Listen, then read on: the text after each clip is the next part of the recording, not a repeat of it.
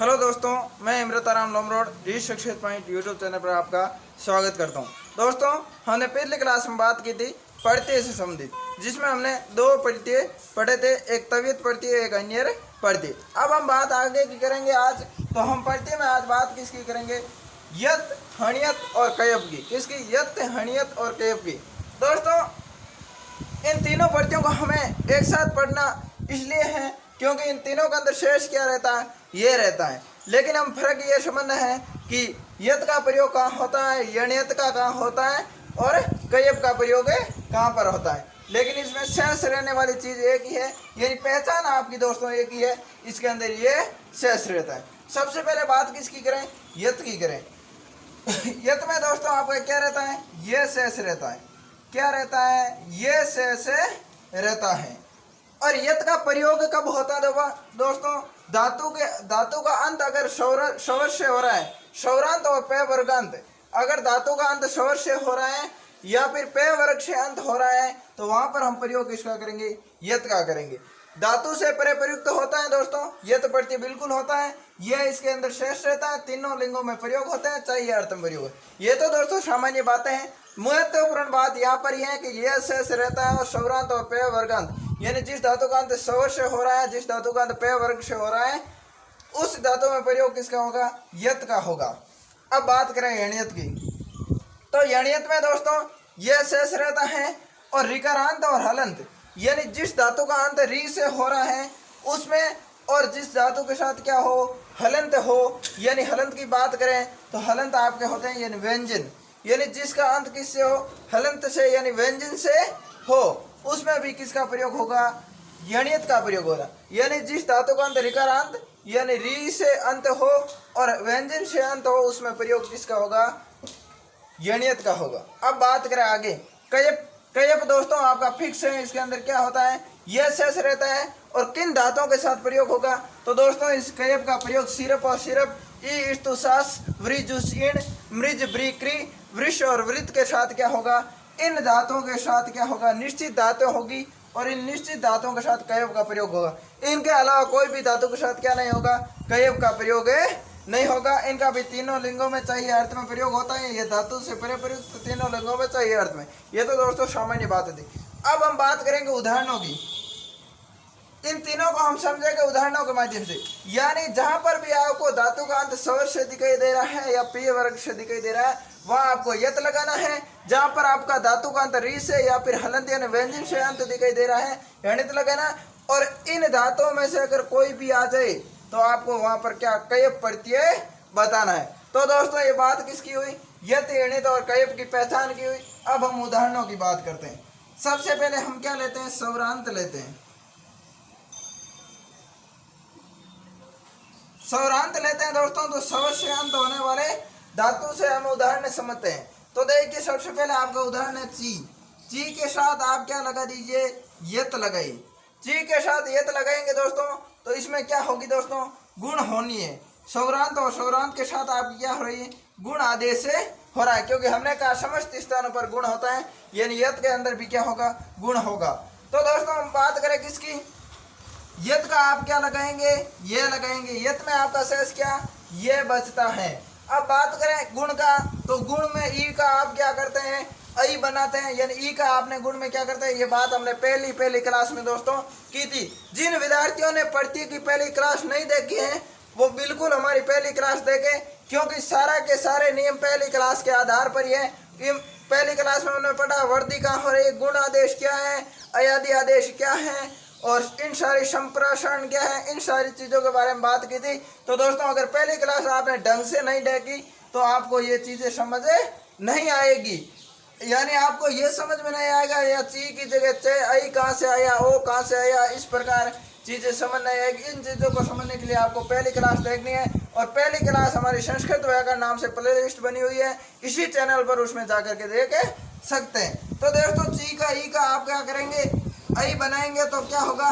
चय होगा। आगे आप क्या लगाएंगे? यत का क्या शेष रहता है? ये, तो आप ये लगा दीजिए। और चयम, यानी हमने नपुंसकलिंग शब्द बनाया था, इसलिए ये मैं आया दोस्तों। किस लिए मैं आया? नपुंसकलिंग शब्द बनाया था। तो आपका क्या होगा?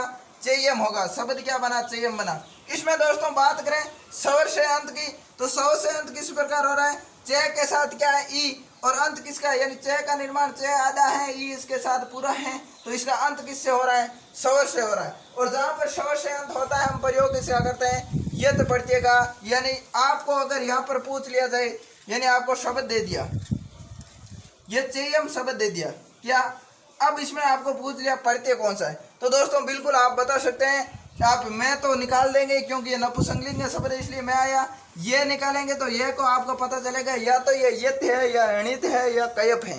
अब बात करेंगे धातु की, तो आपका ये से पहले अगर आपको स्वर दिखाई दे, स्वर क्या है, आई है, च के साथ क्या है, आई, तो ये से पहले अगर आपको स्वर दिखाई दे तो आप प्रत्यय कौन सा करेंगे दोस्तों, यत प्रत्यय करेंगे। कौन सा, यत प्रत्यय।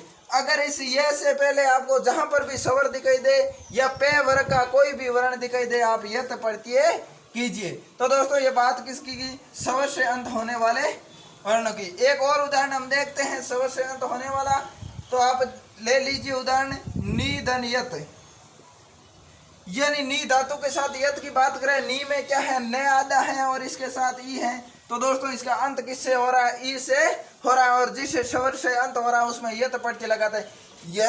यत का आपका यह शेष रहेगा, नी, यानी यहाँ पर आप नी को क्या करेंगे, गुण आदेश करेंगे, गुण नी का, ई का क्या होता है, आई होता है, तो आपका नई बनेगा, यत जोड़ेंगे और आगे नपुंसकलिंग का शब्द बनाएंगे, इसलिए नयम होगा। यानी क्या शब्द बना, नयम। अब आपको पूछ लिया नयम शब्द दे करके प्रत्यय कौन सा है, आपने यहाँ देखा आपको यह दिखाई दे रहा है, आपने सोचा कि यत होगा या फिर अणित होगा या कयप होगा, तो आपने देखा इस ये से पहले आई की मात्रा है, यानी स्वर है, और जिसका स्वर से अंत होता है वो आपका कौन सा होता है, यत होता है। तो दोस्तों यहाँ पर प्रत्यय कौन सा, यत प्रत्यय हुआ। अब बात करें पे वर्गांत की, किसकी, पे वर्गांत की बात करें, पे वर्गांत यानी पे वर्ग से अंत होने वाले, यानी दोस्तों यहाँ पर पे फे बे भे में कोई भी आ सकता है, यानी पे वर्ग का कोई भी वर्ण आ सकता है, उससे अंत धातु का हो रहा है तो उसके साथ प्रत्यय यत होगा। तो दोस्तों हम बात करें आपका शब्द है गम धन यत, यानी इसमें प्रत्यय आपको लगाना है गम धन यत में। तो दोस्तों गम का तो आप क्या होगा, यहाँ पर हमने देखा तो यहाँ पर धातु का अंत किससे हो रहा है, मैं है से, और मैं किसका है, पे वर्गांत का है, तो दोस्तों इसके साथ यत जोड़ेंगे तो आपका क्या शब्द बनेगा, गम्यत शब्द बनेगा, गम्य शब्द बने, क्या बनेगा, गम्य शब्द बनेगा। अब हम गम्य की बात करें, आपको इस प्रकार गम्य दे देता, क्या दे देता, गम्य दे देता, और पूछ लिया जाता इसमें प्रत्यय कौन सा है। सबसे पहले आप क्या निकालते, ये निकालते, तब आप सोचते कि या तो यत होगा या अणित होगा या कयप होगा। तब उससे पहले आप देखते क्या, ये से पहले वाली चीज देखते, तो पहले वाला वर्ण क्या है, आपका मैं है, और मैं किसका है, पे वर्गांत का है, तो पे वर्गांत का होता है वह हम प्रत्यय कौन सा, यत लगाते हैं। तो आप बता दें इस गम्य धातु में यत प्रत्यय है। तो दोस्तों करना कुछ नहीं है, यह से पहले का वर्ण देखना है, अगर स्वर है तो आपको यत बताना है, अगर पे वर्ग है तो यत बताना है। अब बात करें दोस्तों किसकी, यणियत की, हम बात करेंगे यणियत की। इससे पहले एक और उदाहरण देखते हैं दोस्तों, ये आपको उदाहरण मिल गया नम्य, उदाहरण क्या मिला, नम्य। अब आप इसको बताना है कि यत यणियत और कयप में से कौन सा है।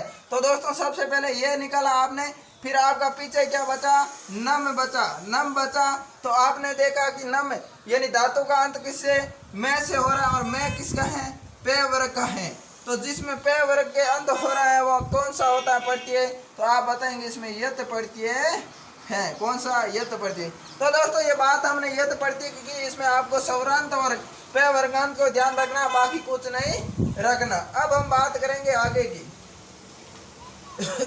आगे का हमारा प्रत्यय है दोस्तों यणियत प्रत्यय। कौन सा प्रत्यय, यणियत प्रत्यय की बात करेंगे।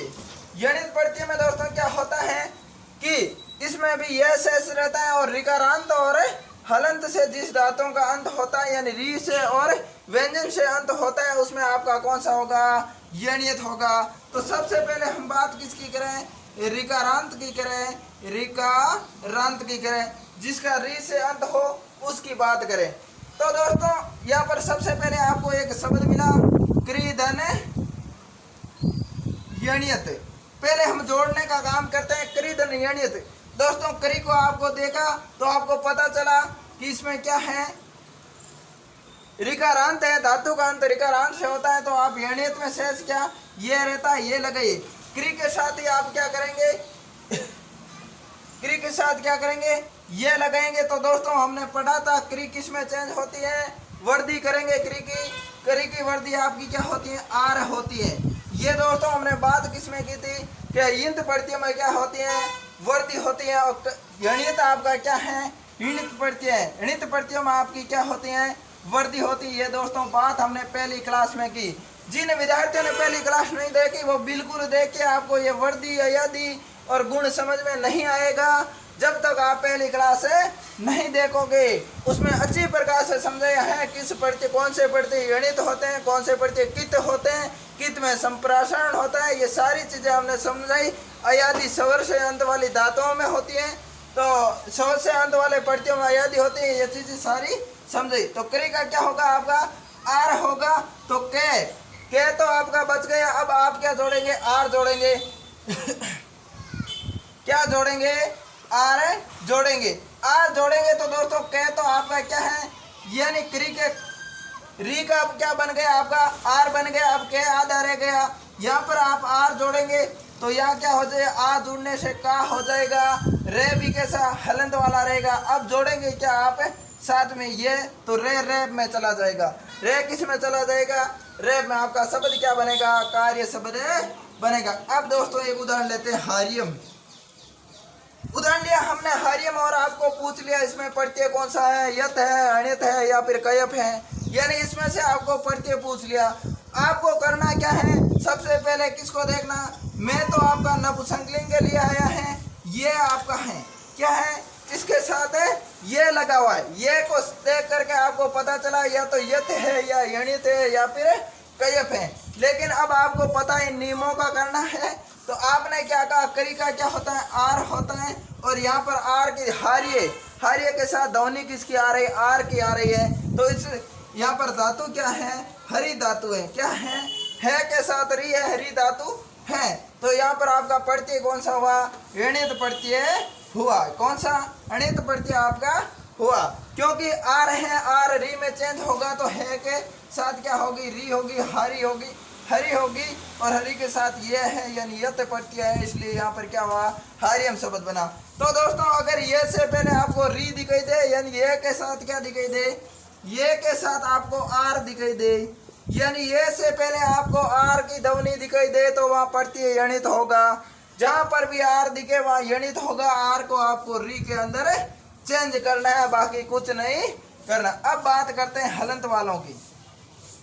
हलंत वालों का हालात की बात करें दोस्तों, तो हलंत का आपका अर्थ क्या होता है, व्यंजन होता है, यानी जिनका व्यंजन से अर्थ हो, यानी व्यंजन से अंत हो, लेकिन व्यंजन में कौन सा नहीं आना चाहिए, पे वर्गांत नहीं आना चाहिए, यानी पे वर्ग नहीं आना चाहिए। पे वर्ग किस में आएगा, यत में आएगा। पे वर्ग में किस में आएगा, यत में आएगा। उसके अलावा जो भी व्यंजन आ जाए तो वहां पर अंत में, तो धातु के अंत में तो आप यणित लगाएंगे। अब बात करें व्यंजना की, तो आपका है पहला का पहला हस धन, हस के साथ आप क्या लगाए, यणित लगाए। यणित में दोस्तों ये आपका शेष रहता।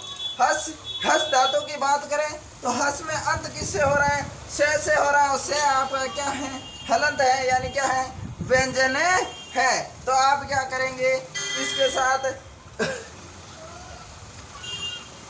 हास्य, आपका शब्द क्या बनेगा, हास्यम, क्योंकि दोस्तों एक का क्या होता है, आ होता है। एक का क्या हो रहा है, आ हो रहा है। ये बात हमने पहली क्लास में की कि इस है का क्या हो जाता है, आ हो जाता है जब से जुड़ता है। तो यहाँ पर से जुड़ा और यणित में ये से होता है, ये आपने जोड़ दिया।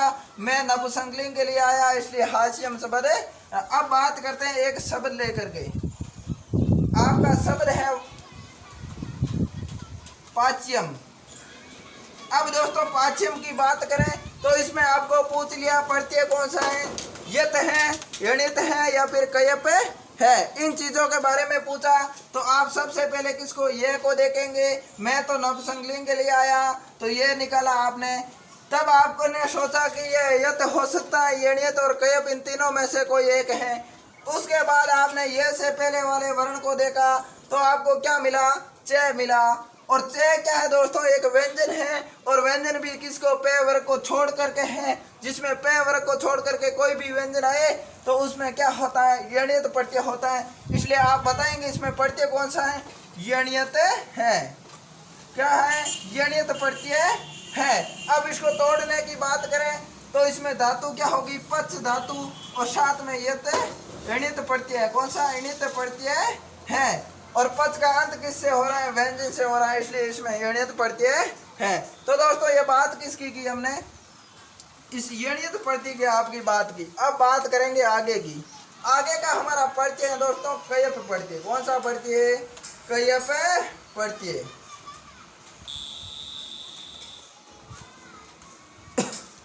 बात किसकी, कयप प्रत्यय की करते हैं। कयप प्रत्यय में दोस्तों ये शेष रहता है। लेकिन दोस्तों एक याद रखना, इन धातुओं को आपको याद रखना पड़ेगा। ई स्तु सास वृ दुष इण वृ और वृ क्रि वृष और वृत, इन धातुओं के साथ ही आपका क्या होगा, कयप प्रत्यय होगा, बाकी के साथ नहीं होगा। तो दोस्तों इसकी पहचान तो आपको याद रह जाएगी। इन ये धातु आए, इसके साथ अगर ये आए तो बिल्कुल आप कयप कर दीजिए। और ऋकारांत और व्यंजनांत से हो रही हैं तो यणित कर दीजिए। स्वरांत से और पे वर्गांत से हो तो आप क्या कर दीजिए, यत प्रत्यय कर दीजिए।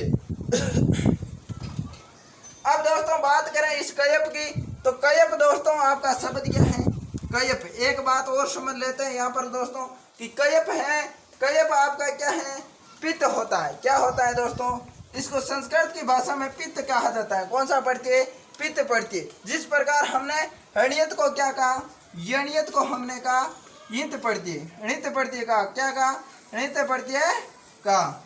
यानी ये इसका आधा क्या है, इसमें यण है, यण आधा है। इस यण के आधार पर इसे यणित प्रत्यय कहा जाता है। इसी प्रकार इसे कयप को क्या, पित्त कहा जाता है। लेकिन इसमें पित्त नहीं कहते दोस्तों, इसको क्या कहते हैं, कित प्रत्यय कहते हैं। क्या कहते हैं, कित प्रत्यय कहा जाता है। इस पित्त का क्या होता है, पित्त का हरिस्व स्वर होने की वजह से क्या हो जाता है, तय हो जाता है। इस हरिस्व स की वजह से, यानी पे के साथ हरिस्व स है और इस स की वजह से तय के आधार पर इसका क्या है, संस्कृत में नाम दिया गया है। तो ये क्या हुआ, आपका कित प्रत्यय हुआ। इसलिए इसको दोस्तों आपको कहीं पूछ लिया जाता है कि कयप प्रत्यय कित है, पित्त है, णित है, क्या है, तो आपको बताना है कयप प्रत्यय कित है, न कि पित्त प्रत्यय है। आप इस पे को देख करके पित्त प्रत्यय ना बताइए। अब हम बात करते हैं इसकी उदाहरणों की। सबसे पहले दोस्तों इसका उदाहरण लेते हैं। दोस्तों ये प्रत्यय हमने क्या बताया, कित प्रत्यय आपको। तो कित प्रत्यय में हमने पढ़ा था क्या होता है, संप्रासरण होता है। न कि यहाँ पर वृद्धि होगी न गुण होगी, कुछ नहीं होगा। इसमें क्या होगा, संप्रासरण होगा। दोस्तों एक आप उदाहरण लीजिए, ई के साथ आप क्या लगा लीजिए, पहली धातु आपने ली ई के साथ आप कयप लगाएंगे। क्या करेंगे, कयप लगाएंगे। तो आप क्या करेंगे, कयप का आपका ये शेष रहता है। क्या रहता है, कयप का आपका क्या रहता है, ये शेष रहता है। और इसका शब्द की निर्माण की बात करें तो ई का ई और शब्द बनेगा इत्य। क्या बनेगा, इत्य शब्द। इत्य शब्द दोस्तों बनेगा।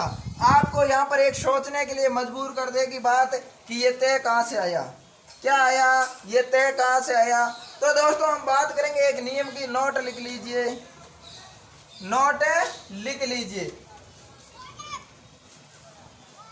हस्व स्वर प्लस पित्त होता है तो क्या आता है, तय आता है। दोस्तों एक नियम लिख लीजिए कि हरिस्व स्वर के बाद अगर पित्त आता है तो पित्त की बात करें तो आपका कयप क्या होता है, पित्त होता है। इसको कित नाम दिया गया है तो वहां पर तय बीच में आ जाता है। यानी धातु के बीच और प्रत्यय के बीच में क्या आएगा, आपका तय आएगा। अब आगे के उदाहरण की बात करें तो आपका एक उदाहरण है वृद्धन कयप। अब दोस्तों व्री में भी आपका क्या है, यहाँ पर ई में इसमें ई था इसलिए क्या ह्रस्व स्वर था, और इसके बाद पित आता है तो क्या होता है बीच में तय। यहाँ पर भी क्या है व्री में क्या है री है, और री क्या है ह्रस्व स्वर है, उसके बाद कयप प्रत्यय आया है तो आपका भी यहाँ पर भी क्या होगा बीच में तय आएगा, और कयप का क्या शेष रहता है ये, इसलिए हमने ये लगाया तो शब्द क्या बना वृत्तीय शब्द बना। आगे और उदाहरण की बात करें दोस्तों तो आपका क्या है एक शब्द है स्तु, स्तु धातु के साथ हम क्या लगाएंगे कयप प्रत्यय लगाएंगे। स्तु धातु के साथ हम क्या करेंगे कयप प्रत्यय लगाएंगे। तो कयप की बात करें तो स्तु का स्तु होगा, और यहाँ पर कयप में ये शेष रहता तो हम जोड़ेंगे कि यार ये जोड़ेंगे, लेकिन इससे पहले हमने नोट लिखा कि ह्रस्व स्वर प्लस पित होता है तो तय बीच में आता है, तो तय के साथ क्या है ऊ की मात्रा तय आधा है, ऊ छोटा है तो ऊ छोटा ह्रस्व में आता है, तो बीच में आप क्या लगाइए तय लगाइए और इसके साथ ये जोड़ेंगे तो स्तुत्य शब्द आपका बनेगा।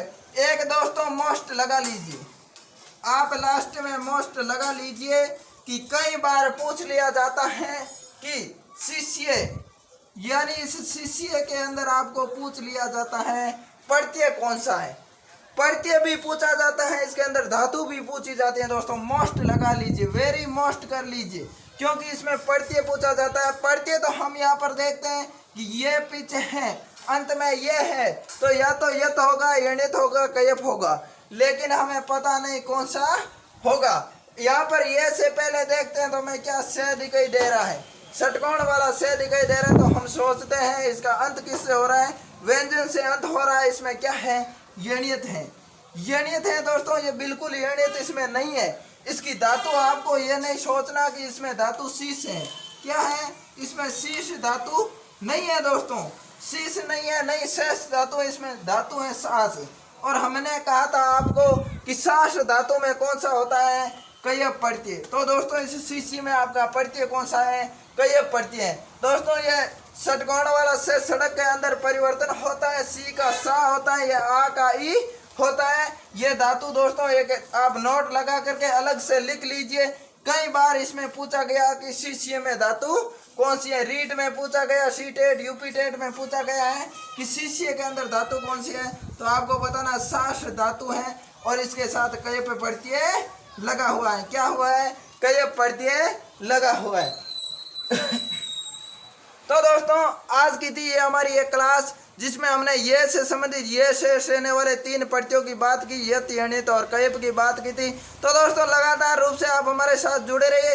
आगे की क्लास में हमने पूर्व कर्दंत की बात करेंगे, हमें पूर्व कर्दंत प्रत्ययों के बारे में बात करेंगे। तो हमारे चैनल रीड सक्सेस पॉइंट को लाइक करें, सब्सक्राइब करें, ज़्यादा से ज़्यादा शेयर भी करें।